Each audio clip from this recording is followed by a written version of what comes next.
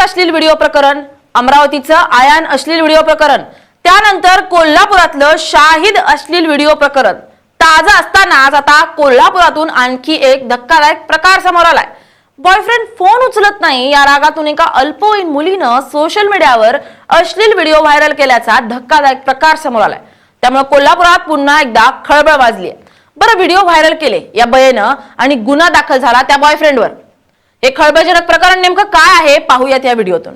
नमस्कार, मी स्नेहल चौधरी, आपण पाहत आहात LS मराठी।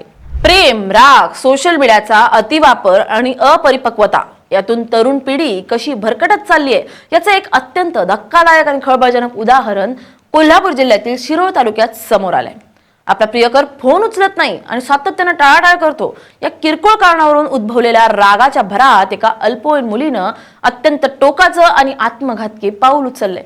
स्वतःच्याच हाताने स्वतःचे अश्लील व्हिडिओ सोशल मीडिया प्लॅटफॉर्मवर अपलोड करून ते व्हायरल केल्याची थरारक घटना शिरोळ तालुक्यात घडली असून या घटनेमुळे संपूर्ण कोल्हापूर जिल्ह्यात एकच खळबळ उडाली आहे। या प्रकरणी शिरोळ पोलिसांनी तत्परता दाखवत संबंधित संशयित युवक प्रियकराला protection of children from secular offences म्हणजेच पॉक्सो कायद्याअंतर्गत गुन्हा दाखल करून बेड्या ठोकल्यात। दरम्यान या संपूर्ण प्रकरणाला अनेक तांत्रिक आणि कायदेशीर पैलू असल्यानं पोलीस आता या घटनेचा सखोल तपास करतायत।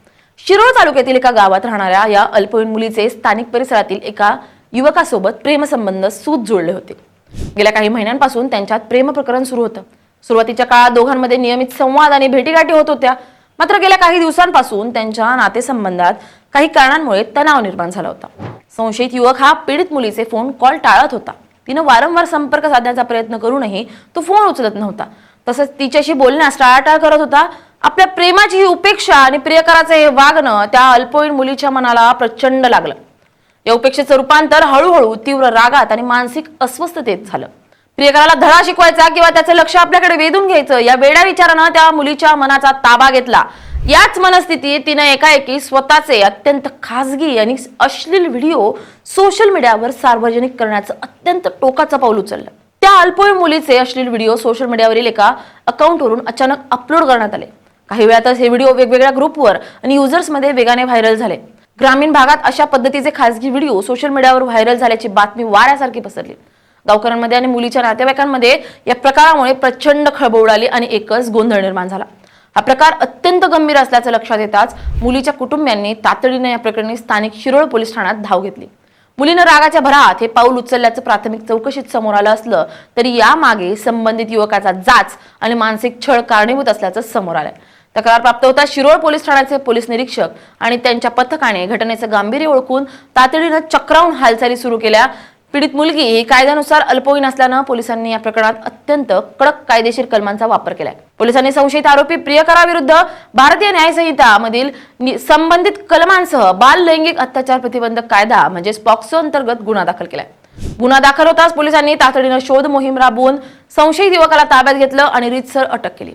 न्यायालयात हजर केलं असता त्याला पोलीस कोठडी सुनावण्यात आली। या प्रकरणाला वरवर पाहता केवळ रागातून घडलेली घटना असं स्वरूप दिसत असलं तरी पोलीस प्रशासन याकडे अत्यंत गांभीर्यानं आणि वेगवेगळ्या अँगलनं पाहतोय। पोलिसांनी या तपासात सायबर सेलची मदत घेतली आहे। पोलिसांसमोर सध्या सर्वात मोठा प्रश्न हा आहे की अश्लील व्हिडिओ नेमके कोणी आणि कुठून अपलोड केले। या संदर्भात पोलीस प्रामुख्यानं दोन बाजूंनी तपास करतायत। पहिली बाजू अशी की मुलीनं स्वतःच रागाच्या भरात तिच्या स्वतःच्या मोबाईलवरून हे व्हिडिओ सोशल मीडियावर टाकले का। जर तिनं स्वतः हे केलं असेल तर त्यामागील तिची नेमकी मानसिक स्थिती आणि तिला असे करण्यास प्रवृत्त करणारे इतर घटक कोणते होते याचा शोध घेतला जातोय। दुसरी बाजू अत्यंत महत्त्वाची असून पोलीस याही शक्यतेची चाचपणी करतायत की मुलीचा आणि त्या युवकाचा वाद झाल्यानंतर मुलीला बदनाम करण्यासाठी किंवा तिच्यावर सूड उगवण्यासाठी संशयित युवकानं अथवा इतर कोणीतरी मुलीच्या नावानं फेक सोशल मीडिया अकाउंट तयार केलं होतं का। त्या फेक अकाउंटवरून हे व्हिडिओ व्हायरल करून मुलीने स्वतःच ते टाकले आहेत असा बनाव रचण्यात आला आहे का। या तांत्रिक बाजूच्या छडा लावण्यासाठी पोलीस पीडित मुलगी आणि संशयित आरोपी या दोघांचेही मोबाईल फोन, सिम कार्ड जप्त करून ते फॉरेन्सिक लॅब आणि सायबर तपासासाठी पाठवणार आहेत।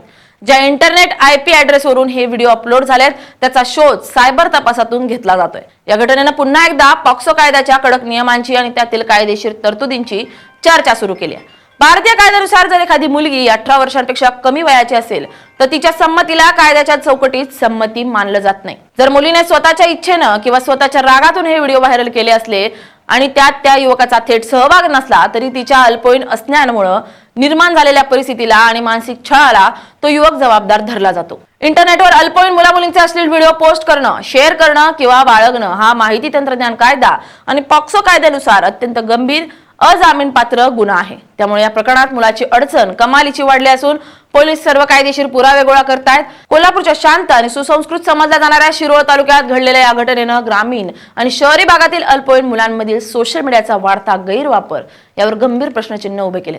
आजकाल अगदी लहान वयात मुलांच्या हातात स्मार्टफोन आणि इंटरनेटचं अमर्याद स्वातंत्र्य मिळतंय, परंतु या आभासी जगाचा वापर कसा करावा याचे योग्य मार्गदर्शन किंवा संस्कार अनेकदा कमी पडतायत। प्रेमातील अपयश, अपेक्षाभंग किंवा रागावर नियंत्रण न ठेवता आल्यामुळे अल्पवयीन मुलं स्वतःचं आयुष्य कसं उद्ध्वस्त करून घेतायत याचं हे ज्वलंत उदाहरण आहे। पालकांनी आपल्या मुलांच्या मोबाईल वापराकडे, त्यांच्या बदलत्या स्वभावाकडे आणि त्यांच्या मित्रमैत्रिणींकडे बारकाईने लक्ष ठेवणं गरजेचं झालंय। मुलांशी संवाद वाढवणं आणि त्यांना अशा मानसिक संकटात आधार देणं ही काळाची गरज बनली आहे। शिरोळ पोलीस सध्या या गुन्ह्याचा पुढील तपास करत असून सायबर सेलच्या अहवालानंतर या प्रकरणातील अनेक धक्कादायक सत्य आणि निश्चित दिशा समोर येण्याची शक्यता आहे। Bureau report, LS Marathi.